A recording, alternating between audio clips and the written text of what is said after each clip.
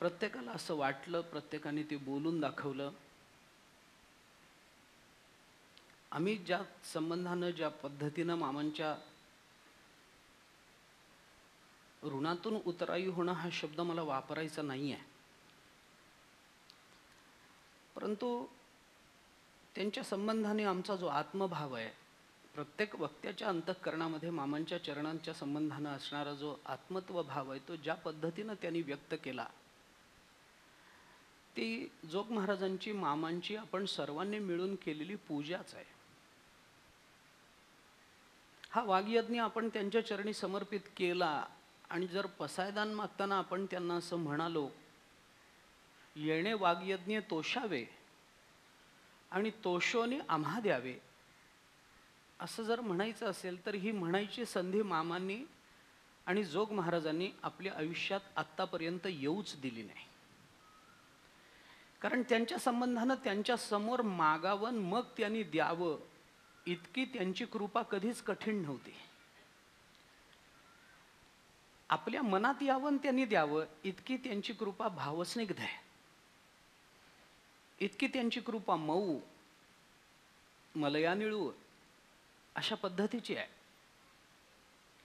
म्हणून आपल्याला कशाचीही अपेक्षा नसताना आपण त्यांची जी सेवा केली, त्या सेवेचं फल म्हणून कदाचित मामांची कृपा झाली असेल, काही झालं असेल, पण आज या इथे आचार्यश्रींची उपस्थिती झाली, हे या संपूर्ण कार्यक्रमाचं पसायदान आहे असं मला वाटतं. पीठस्थ आचार्यांनी यावं, त्यांनी आशीर्वाद द्यावेत, इथं काही काळ थांबावं, हे भाग्य सगळ्यांच्या वाट्याला प्रत्येक वेळेला येईल असं नाही. अनाकलनीय रीतीनं कृपा होत असतात, कृपा ठरवून होत नाहीत. आणि ज्याच्यावर कृपा होत असते त्याला तर शेवटपर्यंत आपल्यावर कृपा होणार आहे हे माहितीच नसतं. रेड्याला शेवटपर्यंत माहिती नव्हतं की माऊली आपल्यावर कृपा करणार आहे, शेवटपर्यंत माहीत नव्हतं. त्यांनी डोक्यावर हात ठेवेपर्यंत रेड्याला काय कल्पना आहे आपल्या जीवनाची ही कृतार्थता होणार आहे पुढच्या क्षणी म्हणून? काय भिंतीला कल्पना होते की पुढचा क्षण आपलं नाव इतिहासामध्ये सोन्याच्या अक्षरांनी लिहिलं जाणार आहे? भिंतीला काय कल्पना होती? कृपा तशाही पद्धतीनं ज्याच्यावर होते त्याला शेवटपर्यंत कळतच नसतं. आणि आचार्यश्रींचं येणं हे जरी त्यांच्या दृष्टीने ठरलेलं असलं तरी आमचं अंतःकरण त्या दृष्टीने थोडंसं दोलायमान होतंच. येणं होईल न होईल, त्यांच्या मागचे व्याप, पीठस्थ कामं, या सगळ्यातून त्यांचं येणं हे आमच्यावर मामांच्या कृपेचंच आम्ही ते द्योतक मानतो, जोग महाराजांच्या कृपेचंच द्योतक मानतो. या महाविद्यालयाचा एक माजी विद्यार्थी म्हणून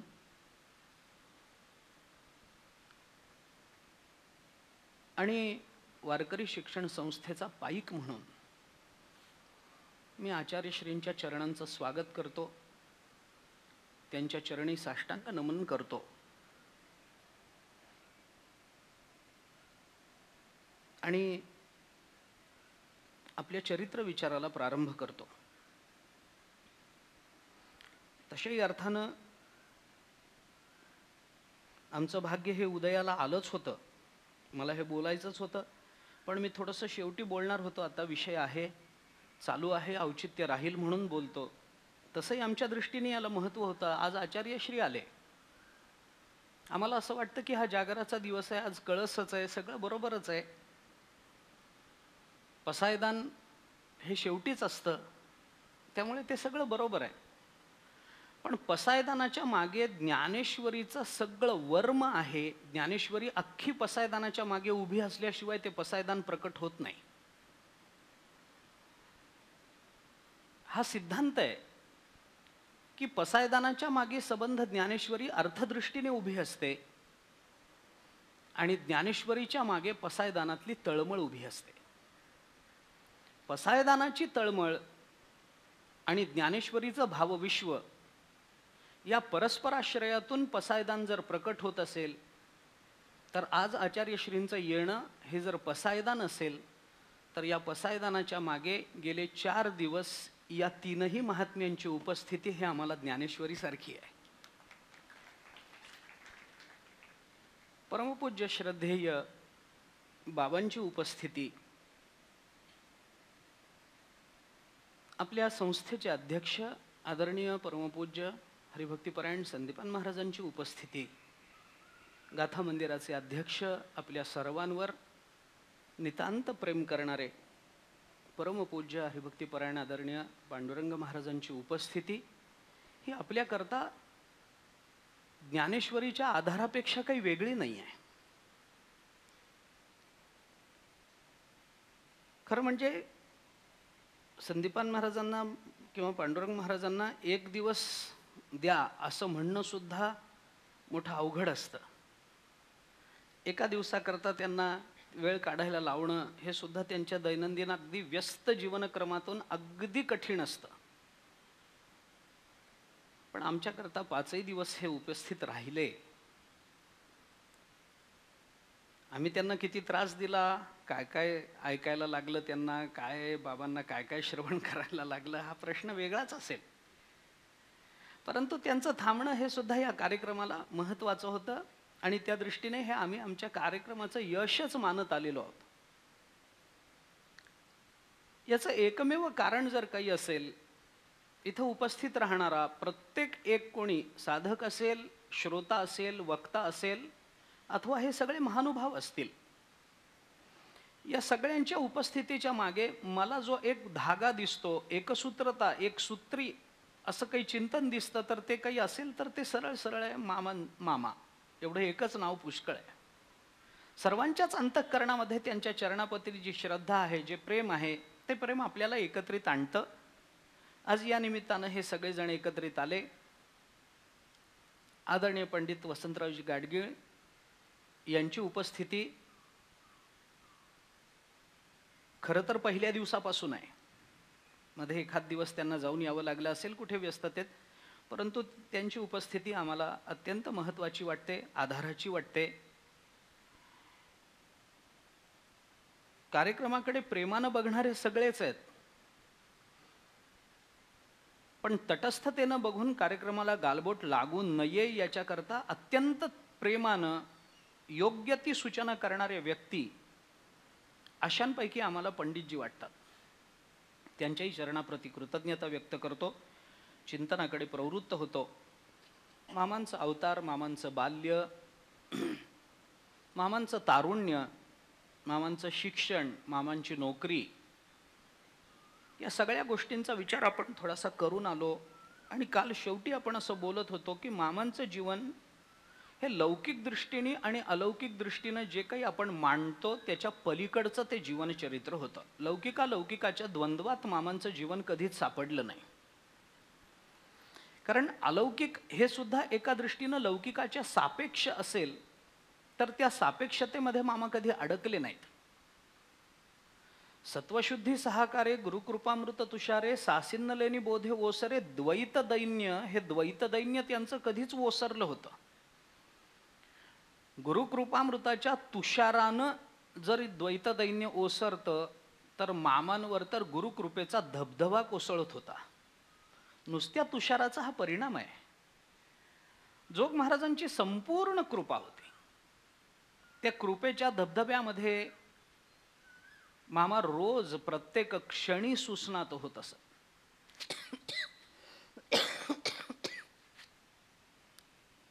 निमिषार्धम न तिष्ठन्ति वृत्तिम ब्रह्ममयीं विना असं ज्या महात्म्यांचं वर्णन भागवतात केलं गेलं, त्या सनकादिकांचं चिंतन करताना त्यांची वृत्ती अर्धा निमिष सुद्धा ब्रह्मस्वरूपाला सोडून जात नव्हती. तशी मामांची वृत्ती अर्ध्या निमिषाच्या अर्ध्या भागापर्यंत सुद्धा जोग महाराजांच्या चरणाला सोडून कधी राहिली नाही. निमिषार्धम हा काळ सुद्धा मोठा वाटावा. अखंड चिंतन जर काही असेल तर ते सद्गुरु चरणाचं चिंतन मामांनी आपल्या जीवनामध्ये केलं. वारकरी शिक्षण संस्थेची जबाबदारी मामांवर आली. जोग महाराजांच्या नंतर मामांनी विशेषत्वानं त्याला एक वेगळा आयाम दिला. हरिभक्तीचा महिमा विशेष वाढवावा, त्या पद्धतीनं मामांनी वारकरी शिक्षण संस्थेचा महिमा जोग महाराजांच्या काळापेक्षाही विशेष रीतीनं वाढवला. विद्यार्थ्यांची ध्येय, विद्यार्थ्यांच्या जीवनाला असणारा व्यक्तिगत आणि सामाजिक संदर्भ आणि या दोन्ही संदर्भांच्या परिपूर्णतेकरता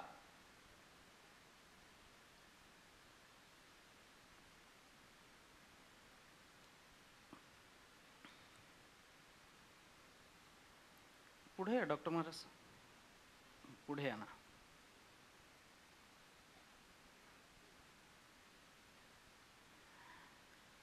आणि सामाजिक आणि व्यक्तिगत अशा दोन्ही संदर्भाकरता म्हणून करावी लागणारी साधना, साधनेतली प्रतिबंधाचा यथार्थतेनं केलेला विचार, प्रतिबंधाच्या निवृत्तीकरता केलेली विशेष रूपानं केलेली साधना,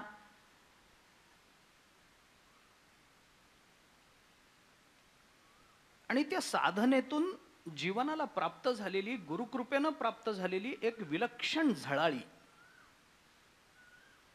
या सगळ्यांनी मामांचं जीवन जसं उजळून गेलं होतं, तसं मामांना असं वाटत असे की आपल्या जवळ आलेल्या प्रत्येक विद्यार्थ्याचं जीवन असंच उजळून निघावं.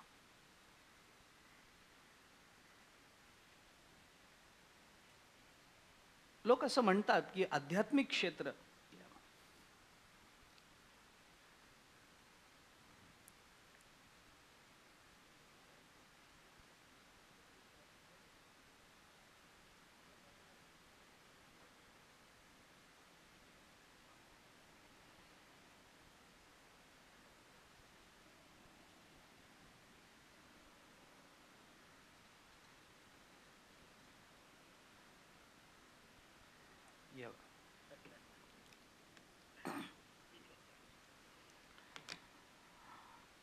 लोक असं म्हणतात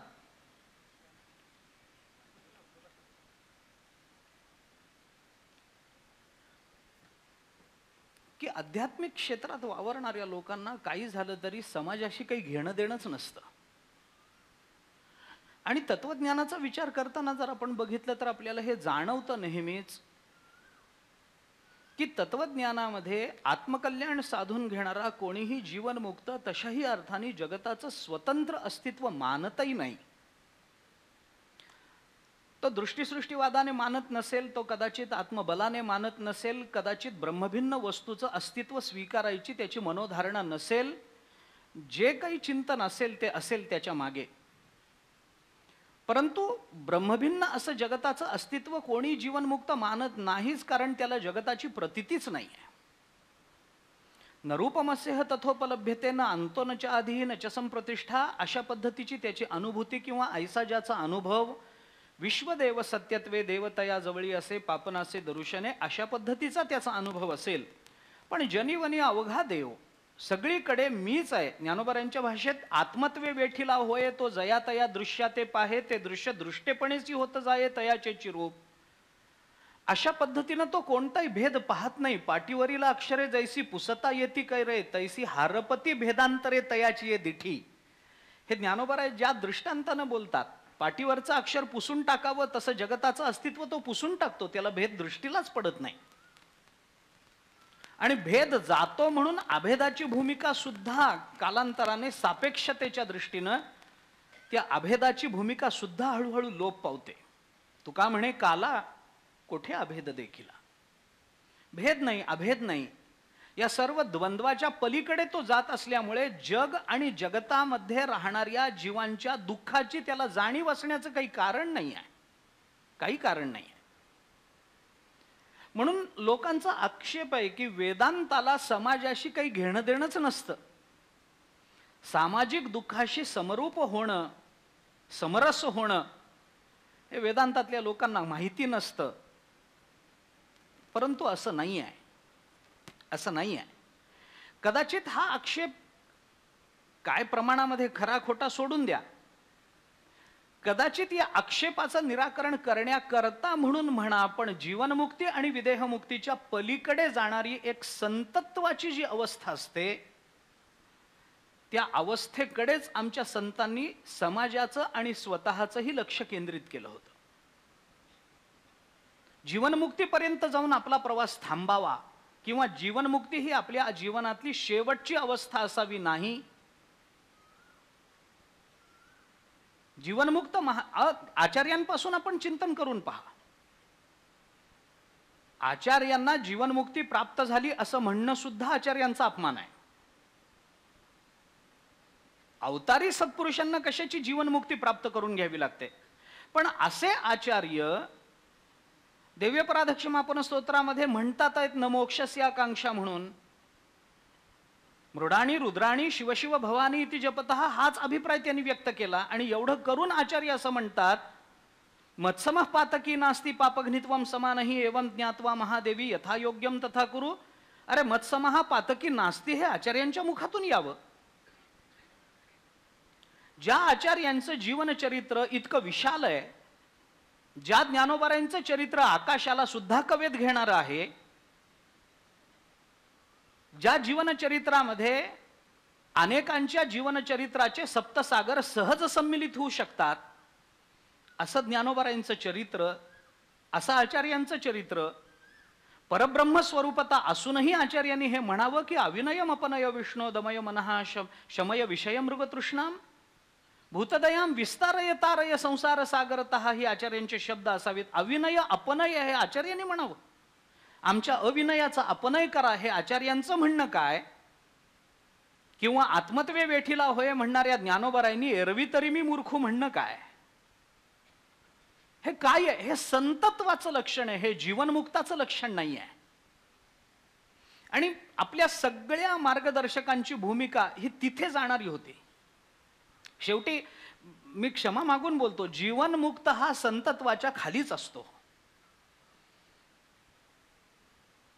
संत जीवनमुक्त असतात, जीवनमुक्त संत असतातच असं नाही.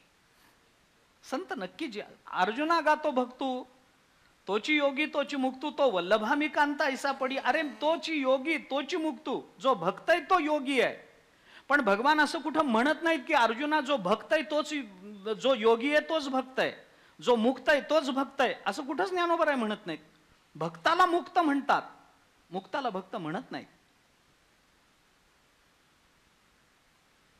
मुक्त वेगळाच आहे, भक्त वेगळाच आहे.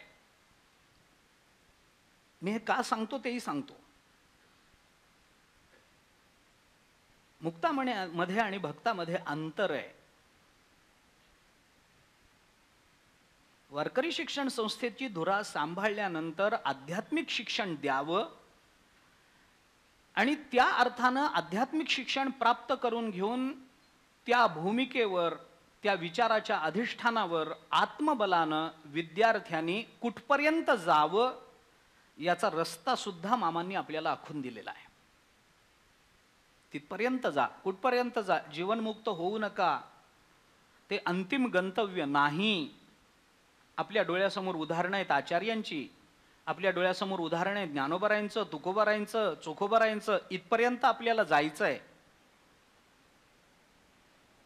म्हणून जीवनमुक्त आणि संत यांच्यातला फरक करताना तुकोबारायांच्या शब्दाच्या आधारानं थोडा एक फरक करतो आणि हा विषय संपवून पुढे जातो. जीवनमुक्त कोण आहे आणि संत कोण आहे? एक सामान्य वाक्य सांगतो, जागेवर बसून ज्ञान झालं की तो मुक्त झाला, आणि ज्ञान झाल्यावर जो जागेवर बसत नाही तो संत झाला. एवढाच विस्तार बस आहे. जागेवर बसला, ध्यान केलं, काय साधना करायची ती केली, जीवनमुक्त झाला, जगाशी माझा संबंध नाही, सगळं संपलं. आमचे गुरुजी एक कथा सांगत असत भागवतामध्ये. एका विद्यार्थ्याला आपल्या गुरुजींनी जीवनमुक्तीचं ज्ञान दिलं, जीवनमुक्त झाला. तत्वमस्यादी महावाक्याचं चिंतन करून करून तत्वमसीचा अनुभव आला, अपरोक्षाने साक्षात अपरोक्षानुभूती झाली.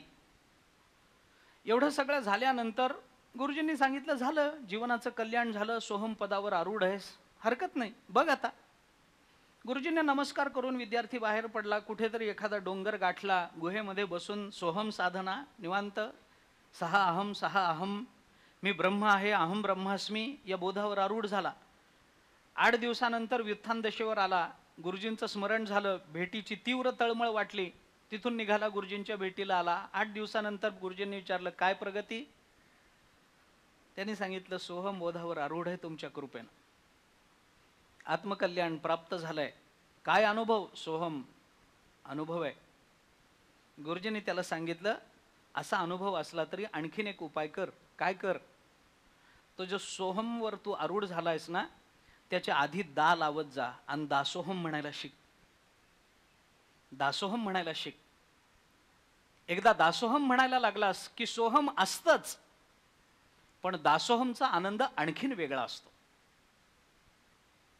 दासोहम इति या बुद्धी पूर्वमासी जनार्दने दाकारो अपहृतस्तेन गोपी वस्त्रापहारिणा.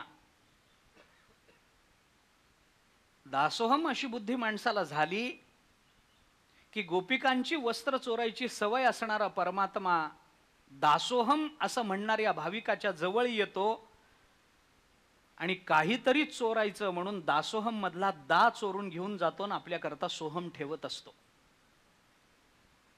विद्यार्थ्याला ऐकलं तर म्हणलं ठीक आहे, दासोहम म्हणत जाईल. म्हणून गेला, परत साधना सुरू झाली, दासोहम दासोहम. मग लक्षात आलं काय गुरुजींनी आपल्याला सांगितलं विनाकारण.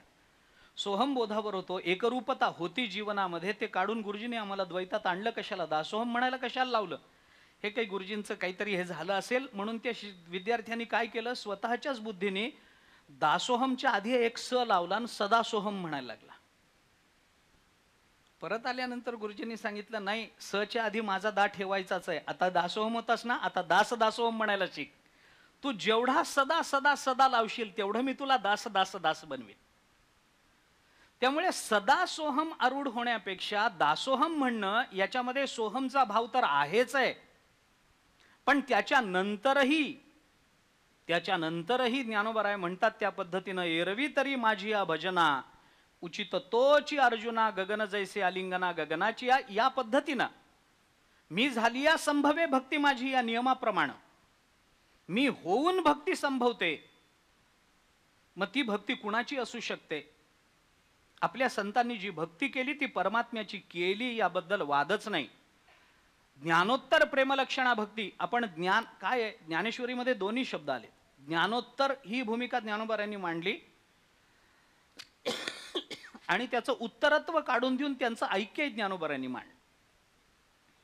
मी झालिया संभवे, झाल्यानंतर संभवे, हे उत्तरत्व आहे त्याचं.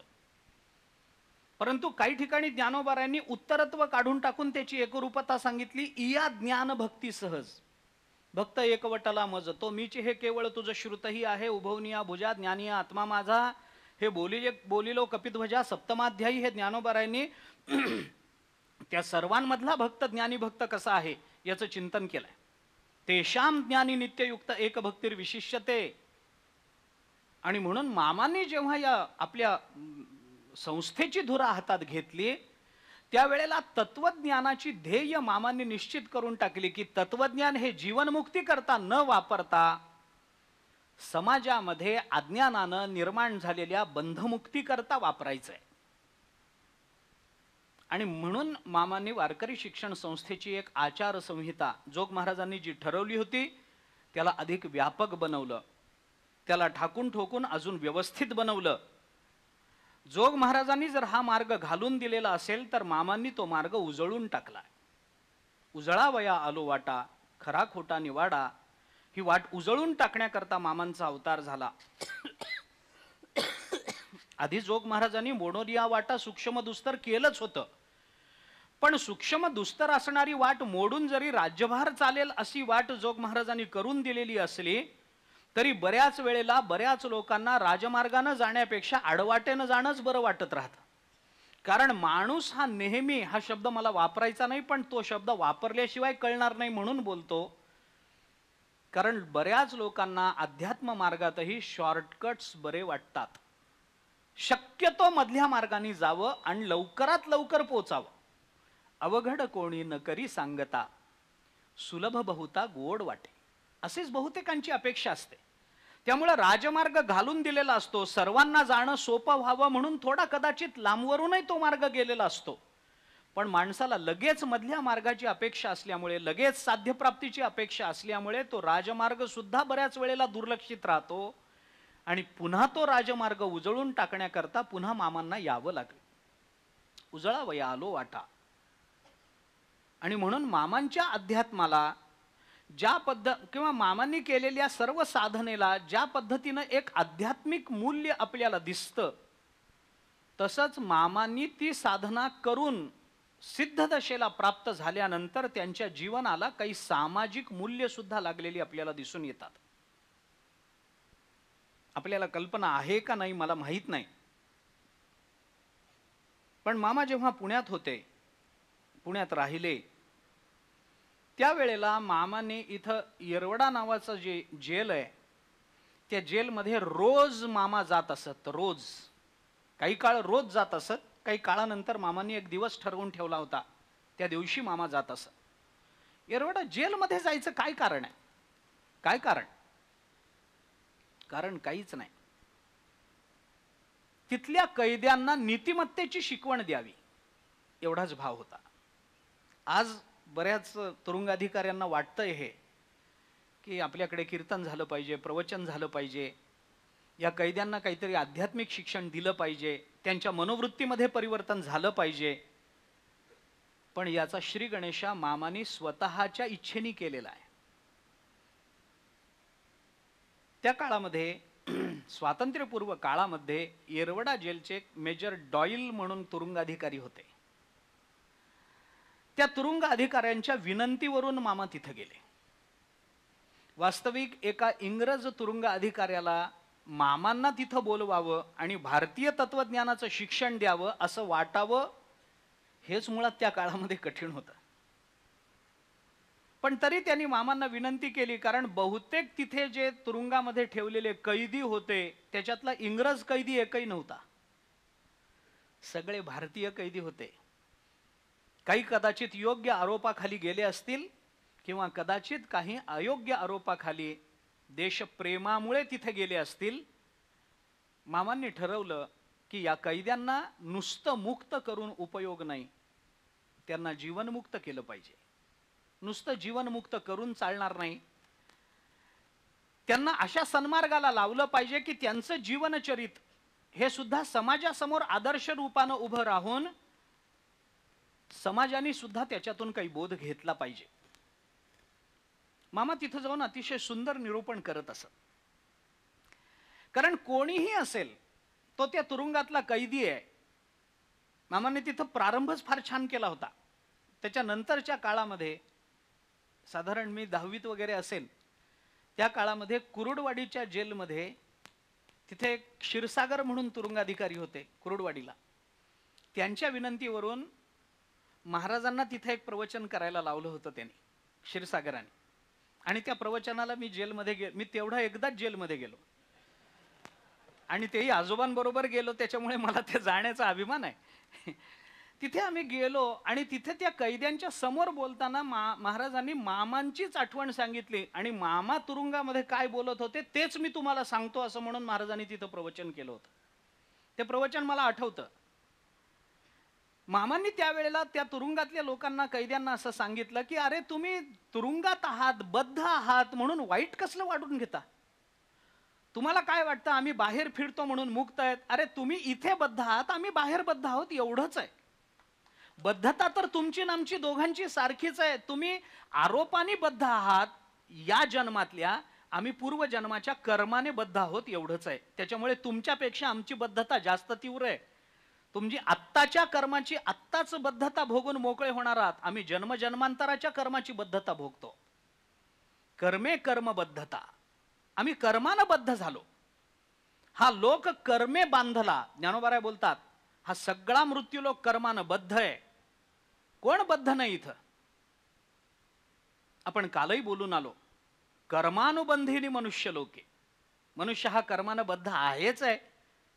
मग मी तुम्हाला सांगायला येतो म्हणून मी मुक्त आहे तुम्ही बद्ध आहात असं समजू नका, मी सुद्धा बद्धच आहे असं. मामा काय विनय असेल, काय नम्रता असेल. अरे कोण कैदी चोऱ्या माऱ्या करून आलेले, गुंडगिरी करून आलेले, जाळपोळ करून आलेले, एखाद्याचा खून करून आलेले, त्याचं जीवनचरित्र कुठं आणि मामांचं विशुद्ध जीवनचरित्र कुठं?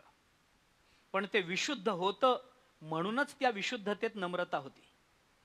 जर ते विशुद्ध नसतं, मामांनी जर म्हटलं असतं काय रे तुम्ही वाईट वागलात, असं वागत जाऊ नका, कशाला खून केलात तुम्ही, हे असं करण्यानेच तुम्ही नरकात पडाल असं मामा बोलले नाहीत, म्हणून तर ते मामा होते. म्हणून तर ते संत होते. त्यांनी अशी अवहेलना केली नाही.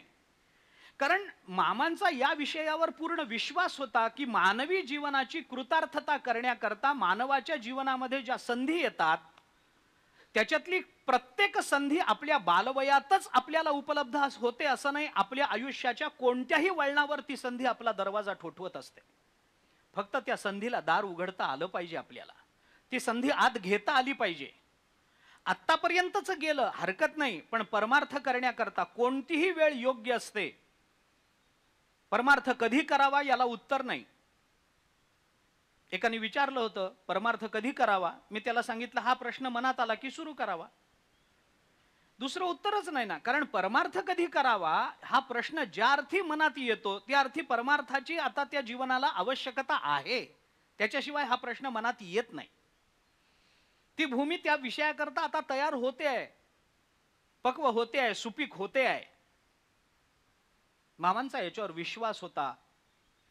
कारण आपल्याकडे आपल्या तत्वज्ञानाच्या मीमांसेमध्ये, भक्तिशास्त्राच्या मीमांसेमध्ये प्राण जाताना मुलाला नारायण म्हणून मारलेली हाक जर त्याला ब्रह्मरूप बनवते, अजून तर तुम्ही कैदी आहात, पुष्कळ जीवन आहे, हरकत नाही. अंतःकरणामध्ये आशेचे किरण निर्माण करणं आहे, त्या परिस्थितीमध्ये त्याची अवहेलना करून उरलेल्या जीवनाबद्दलही औदासिन्य निर्माण करण्यापेक्षा आहे त्या परिस्थितीमध्ये केलेल्या कार्याचा विसर पाडून प्रत्येक दिवस नित्य नवा दिस जागृतीचा असं म्हणून त्याच्याकडे बघायला लावणं, ही मामांची कार्यशैली होती. मामांनी त्यांना सांगितलं मी तुम्हाला इथं काही नीतीचे धडे द्यायला येतो, याचा अर्थ तुम्ही मला गुरु मानलं पाहिजे असं नाही. मी सांगतो त्या मार्गावरून तुम्ही चालावं, हा माझा आग्रह असला तरी हा मार्ग माझा नाही, हा मार्ग ज्ञानोबा तुकोबारायांनी सगळ्यांकरता घालून दिलेला आहे. मी त्या मार्गावरून काही पावलं चाललो म्हणून मला त्या मार्गाचं सौंदर्य कळालं, ते तुमच्या समोर ठेवणं माझं कर्तव्य आहे. आणि म्हणून मामाने तिथे एक दृष्टांत सांगितला होता, तुम्ही जरी बद्ध असलात तरी मी तुम्हाला मुक्त करण्याकरता आलेलो नाही. असं समजू नका की माझ्या बोलण्याने तुम्ही लगेच नैतिक व्हाल आणि नैतिक झाल्याबरोबर हे तुरुंगाचे अधिकारी तुम्हाला बंधमुक्त करतील आणि उजळ मात्याने तुम्ही समाजामध्ये वावरू शकाल, असं होणार नाही. मग काय करायचंय? मामाने त्यांना दिलेली जी शिकवण होती ती शिकवण दोन अंगाने मला महत्वाची वाटत आलेली आहे. मी ती दोन्ही अंग आपल्या समोर मांडतो. मामाने तिथं बोलताना असं दाखवून दिलं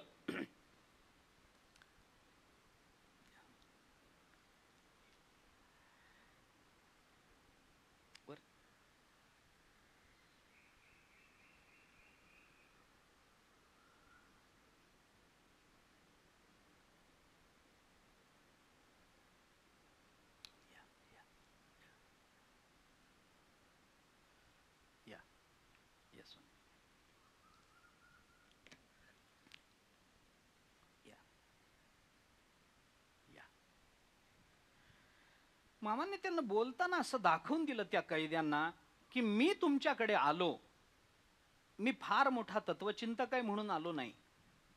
माझ्या बोलण्याने तुमच्या जीवनामध्ये क्षणार्धात परिवर्तन होईल आणि ज्या गुन्ह्याखाली आपण इथे आलेला आहात तो गुन्हा लगेच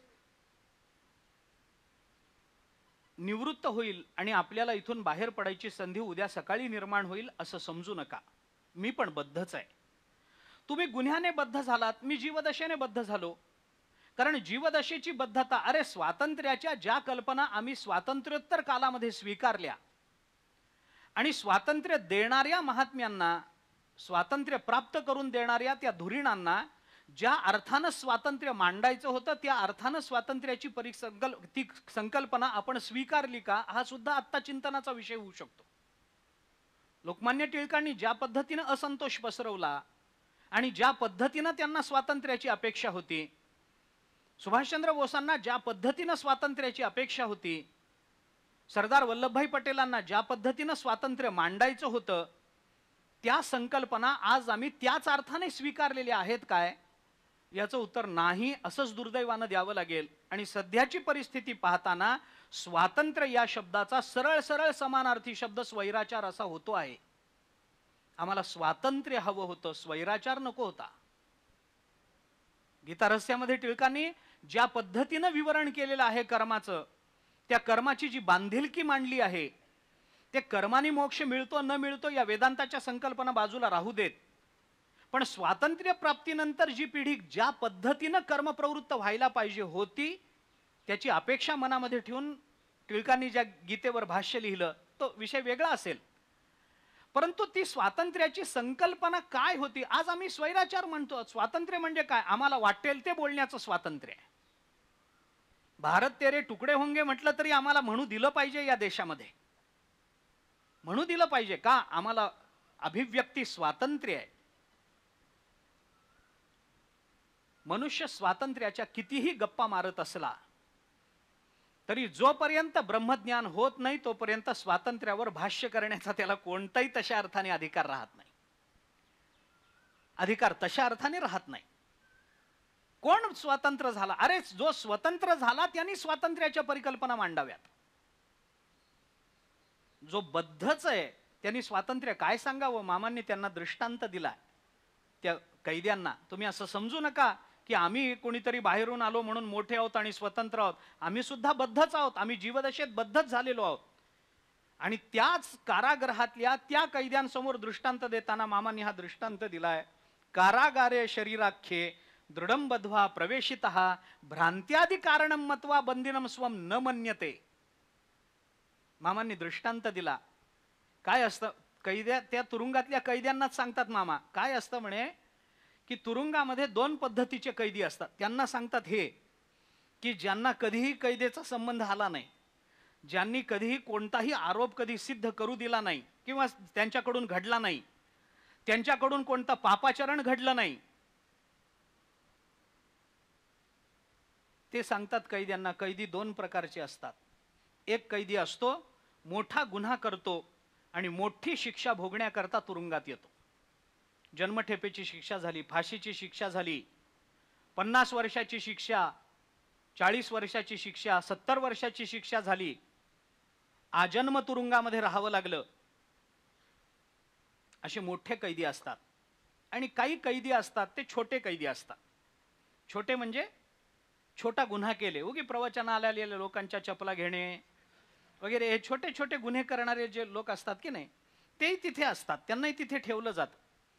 बरं, ती संख्या खूप असल्यामुळे त्या तुरुंग अधिकाऱ्याला सगळ्याच कैद्यांवर समानतेनं लक्ष ठेवता येत नाही. मग तो तुरुंग अधिकारी काय करतो? ज्यांना मोठी शिक्षा झाली त्यांना असं सांगतो की हे जे छोटे कैदी आहेत ना, हे नीट काम करतात का नाही तुम्ही बघा, मी जरा काम करून येतो माझं, मी येईपर्यंत या छोट्या कैद्यांवर लक्ष ठेवा. मग हे मोठे जे कैदी असतात, म्हणजे ज्यांना शिक्षा झालेली असते पण लोकसभेपर्यंत पोहोचलेले नसतात, असे जे मोठे मोठे कैदी असतात की नाही, ते काय करतात? ते छोट्या कैद्यांसमोर येतात आणि त्यांचं काम दगड फोडणं वगैरे चालू असेल तर त्यांच्या समोर उभा राहून कमरेवर हात ठेवून त्यांना सांगतात, ए नीट काम कर, कैदी आहेस तू, आणि तू कोण आहेस? हाही कैदीच आहे, हा मोठा कैदी आहे, पण छोट्या कैद्यावर लक्ष ठेवायला जसं सांगितलं जातं तुरुंगाधिकाऱ्याला, तसं या अधिकाऱ्यांनी, मेजर डॉयलनी माझ्यासारख्या मोठ्या कैद्याला सांगितलं, या छोट्या कैद्यांना येऊन काहीतरी सांगा. काय नम्रता असेल! मामा काय मोठे कैदी आहेत काय? त्यांना काही मोठी शिक्षा झाली काय? पण ते म्हणतात मी जीवदशेत बद्ध आहे, तुम्ही लौकिक अशा काहीतरी एका आरोपाखाली बद्ध आहात.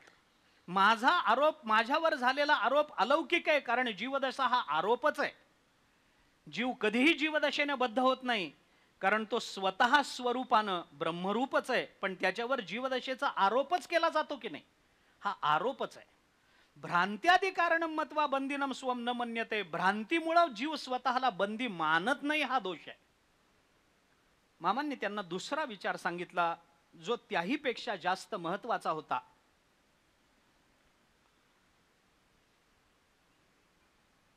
फार गमती आहेत त्या येरवड्या जेलमधल्या मामांचं ते जीवनचरित्र, ते फार विलक्षण आहे. मामांनी त्यांना सांगितलं, ठीक आहे, माझं बोलणं ऐकल्यानंतर उद्या तुम्हाला हे मेजर इथून सोडून देतील असं नाही, आणि तुम्ही तशी अपेक्षाही करू नका. का? कारण आपल्या कर्माचा परिणाम आपल्याला भोगावा लागत असेल. भले तुमच्यावरचा आरोप चुकीचा असेल, तुम्ही असं म्हणाल की आम्ही गुन्हा केला नाही पण आम्हाला चुकीनं इथं टाकलंय. कदाचित चुकीनं टाकलं असेल, पण ज्या अर्थी तुम्हाला तुरुंगवास भोगावा लागतो आहे आणि तुम्ही गुन्हा केलेलं तुम्हाला ज्ञात नाही, त्या अर्थी हा गुन्हा गतजन्मीचा असला पाहिजे. मान्य आहे.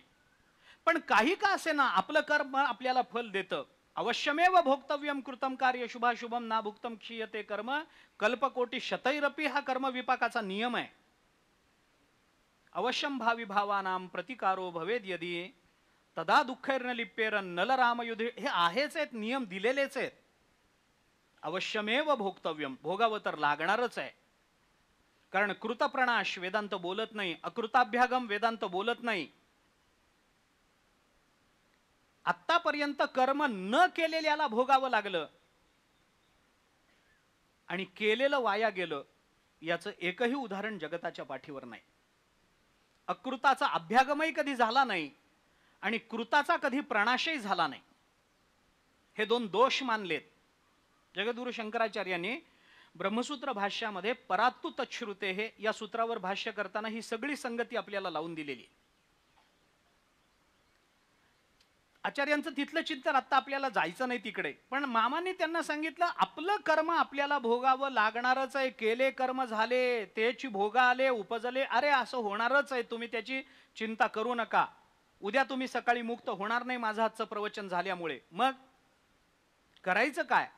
मामांनी त्यांना सांगितलं, तुम्ही जरी मुक्त होणार नसाल तरी माझं प्रवचन वाया गेलं असं समजू नका. मी तुम्हाला इतकंच सांगायला इथे आलोय की जो काही काळ तुम्हाला इथं राहावा लागणार आहे, अपरिहार्यतेने इथं तुम्हाला राहावं लागणार आहे, या काळामध्ये निदान आपल्या गतजन्माच्या कृतींबद्दलचा पश्चाताप आणि भावी जीवनाचं स्वप्न रंगवणं हे तरी तुमच्या हातात आहे का नाही?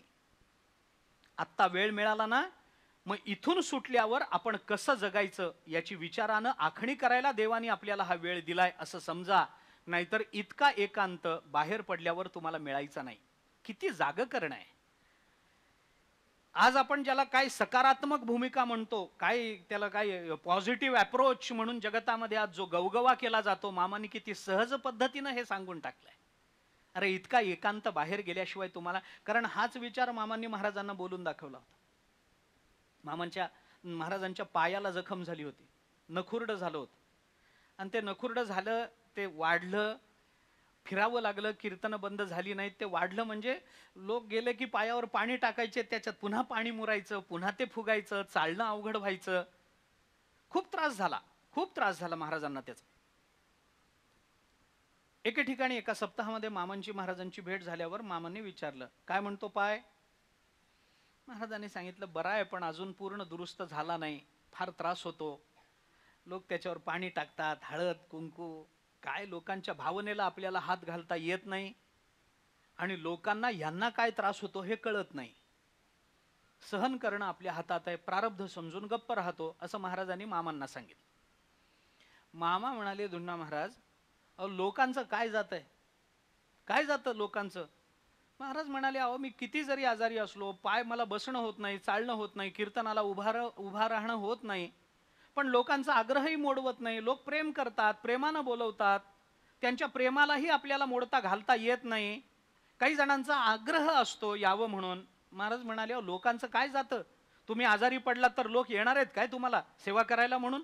कशासाठी इतका त्रास करून घेता? पण हेच मामांना कुणी सांगावं हा फार मोठा प्रश्न होता. हे मामांना दुसऱ्यांना सांगता आलं, पण आजारी पडल्यानंतर मामांचे कार्यक्रम तरी कुठे कमी झाले? पण त्यांना बोलण्याची प्राज्ञा नव्हती, कोणाची प्राज्ञा नव्हती. लोकांचं काय जातं? लोक आग्रह करतातच. आपल्याला जर चांगलं कार्य करायचं असेल तर आपल्या प्रकृतीची काळजी आपण घेतली पाहिजे. आणि मग महाराजांना मामांनी सांगितलं, तुम्हाला जर नाही म्हणता येत नसेल तर त्या लोकांना माझ्याकडे पाठवा. त्यांना नाही कसं म्हणायचं मी सांगतो. धुंडा महाराज येणार नाहीत हे मी सांगतो, माझ्याकडे पाठवा. किती सहजतेनं एखाद्याला नैराश्यातून बाहेर काढणं मामांनी केलेलं काम आहे. आज आपण त्याला म्हणतो काही सकारात्मक भूमिका वापरली पाहिजे, घडलेल्या घटनांकडे सकारात्मक भूमिकेतून बघितलं पाहिजे. मामा सहज कैद्यांना बोलत होते. आत्ताच वेळ आहे, हीच वेळ आहे, पुन्हा एवढा एकांत मिळणार नाही आपल्याला बाहेर पडलो की. का ज्ञानेश्वर महाराजांना ताटी लावून घेतली? मामांनी हा दृष्टांत कैद्यांकरता द्यावा. ज्ञानेश्वर महाराजांनी ताटी लावून एकांत निर्माण केला. देवाच्या कृपेनं तुम्हाला अनायासे मिळाला. चिंतन करा स्वजीवनाचं. बाहेर येऊन आपल्याला चांगलं वागायचं याचा विचार करा. त्या मेजर डॉयलनी मामांबरोबर, अर्थात तो इंग्रजच होता त्याच्यामुळे त्याला असं वाटलं कालांतराने, जेव्हा मामा बोलायला लागले त्या कैद्यांशी आणि त्या कैद्यांमध्ये एक वेगळ्या पद्धतीचा उत्साह निर्माण व्हायला लागला. काल आपण बोलला तसं दर्शने प्रशस्ती पुण्यपुरुष मामांना बघितल्यावर कैद्यांनाही आनंद व्हावा. कैद्यांनाही असं वाटावं, चला आला तारणहार आपला, चला आता इथून पुढे 2 तास आपल्या आनंदात जाणार आहेत. भले कष्ट करू, भले तो कैदी, तो तुरुंगाधिकारी मारेल आपल्याला, त्याचे शिपाई मारतील आपल्याला, ते नंतर, पण हे 2 तास तरी चांगले चाललेत ना, हरकत नाही. आनंद वाटायचा त्यांनाही. त्यांचा तो आनंद बघून ते कैदी मामांना मानतात हे बघून मामांच्या विचारांचा हळूहळू त्या कैद्यांवर पगडा बसायला लागला. हे बघून त्या डॉयलनी काय केलं, त्याच्या लक्षात आलं काही झालं तरी तो इंग्रजच होता. तो किती जरी चांगला कसाही जरी असला, मॅक्स मुलरनी किती जरी वेदाची भाष्य केली तरी ते इंग्रज आहेत हे विसरू शकत नाही. कारण वेदाच्या भाष्यामध्ये सुद्धा त्यांनी करायचे ते दोष ठेवलेच आहे. इंग्रजच आहे शेवटी, काही झालं तरी. त्या डॉयलच्या असं लक्षात आलं की मामांच्या विचाराचा पगडा, जबरदस्त पगडा या कैद्यांवर बसायला लागला आणि या कैद्यांची आध्यात्मिक साधना वाढायला लागली. कैदी आत्ममग्न व्हायला लागलेत, अंतर्मुख व्हायला लागलेत, की ज्याचा परिणाम म्हणून या कैद्यांना लवकर शिक्षाची माफी होऊ शकते.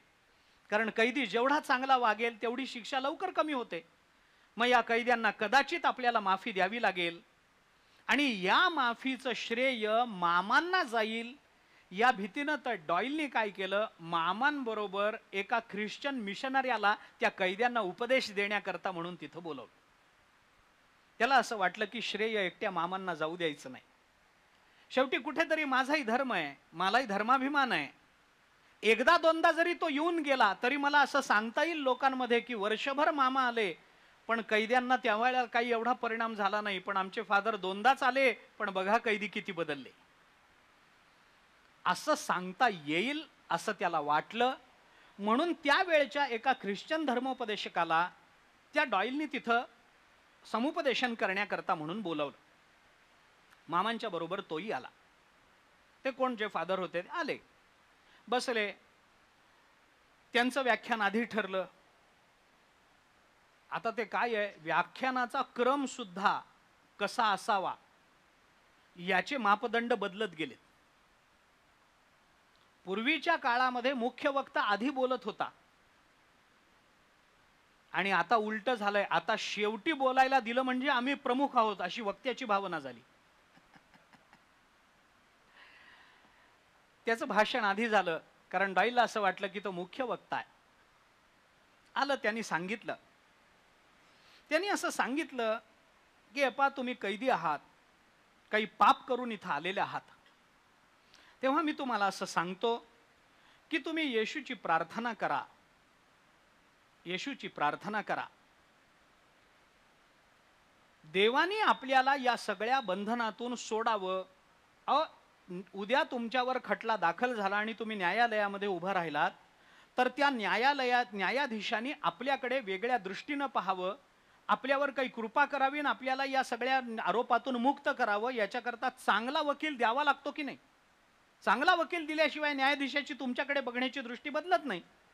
तसं तुम्ही काम करा की देवाकडे वकील म्हणून येशू द्या. तो तुमची मागणी देवापर्यंत पोचवेल आणि मग तुम्हाला भगवान लवकर या आरोपातून मुक्त करतील.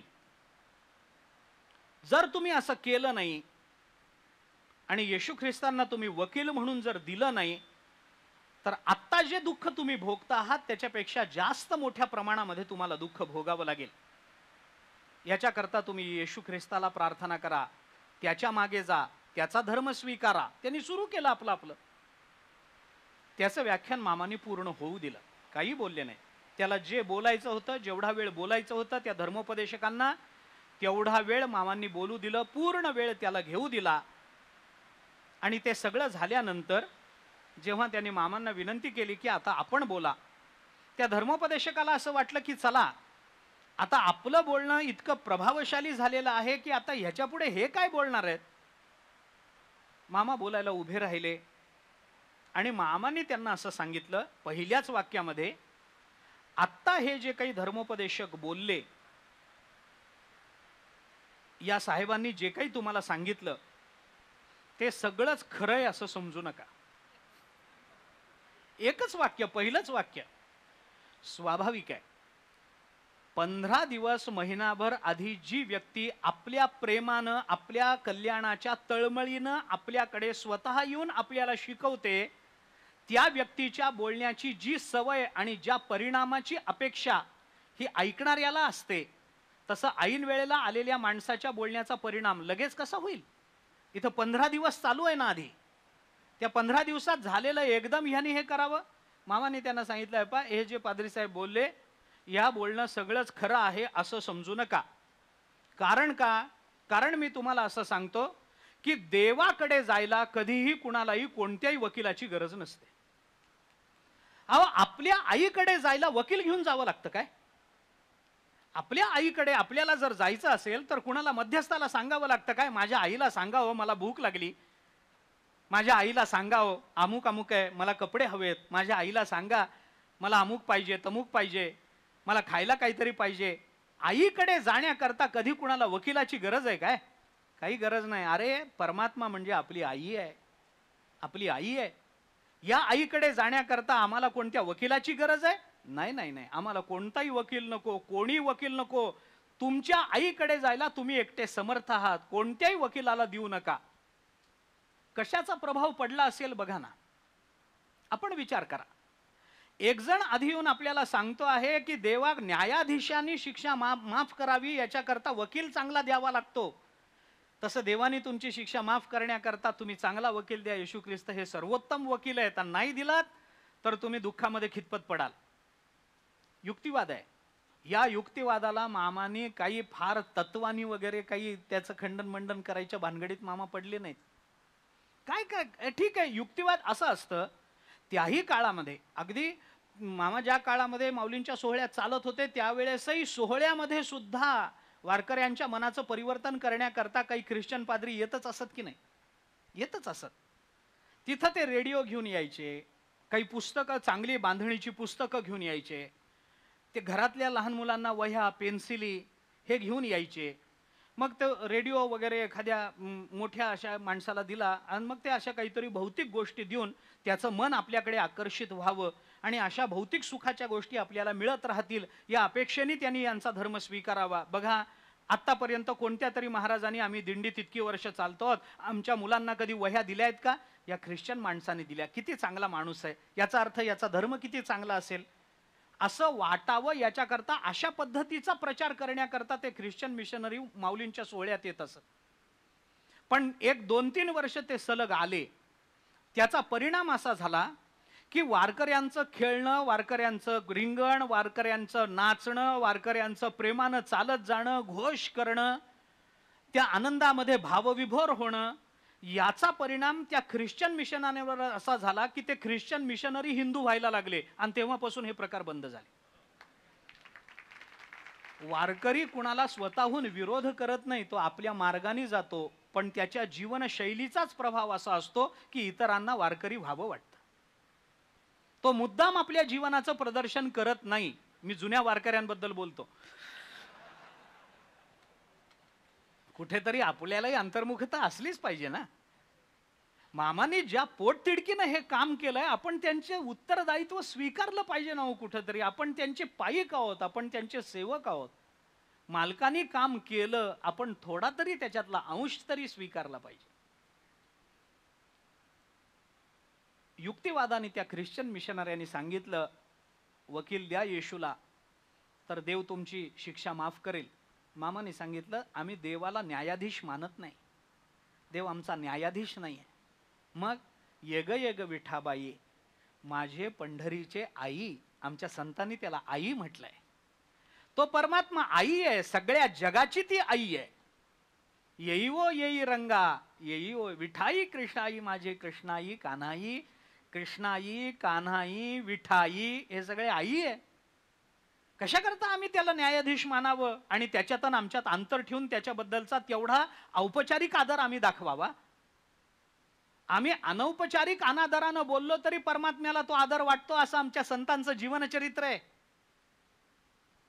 मी शब्द पुन्हा सांगतो, अनौपचारिक अनादरानं बोलले आमचे संत देवाबरोबर तरी परमात्म्याला तो आनंद वाटला. औपचारिकता हवी कशाला आई करता? अरे अरे विठ्या, मूळ मायेच्या कारट्या, तुझं गेलं मढ, तुला पाहून काळ रड, तुझी रान रंडकी झाली, जन्म सावित्री चुडाली आली, उभी राहोनी अंगणी शिव्या देतसे दासी जनी. अंगणामध्ये उभा राहून जनाबाई देवाला शिव्या देतात. याला काय म्हणाल? काय म्हणाल? अनौपचारिक म्हणाल की औपचारिक म्हणाल? या शिव्या औपचारिक आहेत. अनौपचारिक अनादरानं बोललो तरी देवाला आनंद होतो, कारण तो देव आई आहे. आईच एक अशी असते की जिला अनौपचारिक अनादरानं बोललं तरी ती जवळ घेते, पण तिला औपचारिकता सहन होत नाही. तिच्या भावविश्वाला औपचारिकतेचा धक्का बसतो. कशा करता वकील पाहिजे? युक्तिवाद त्यांनी केला. मामानी फक्त सरगाठ होती ते लोकांना कळलं नाही, एक दोरी ओढलीन गाठ सुटून गेली. काही केलं नाही, फार काही नाही, सहज जाता जाता मामा बोलून गेले.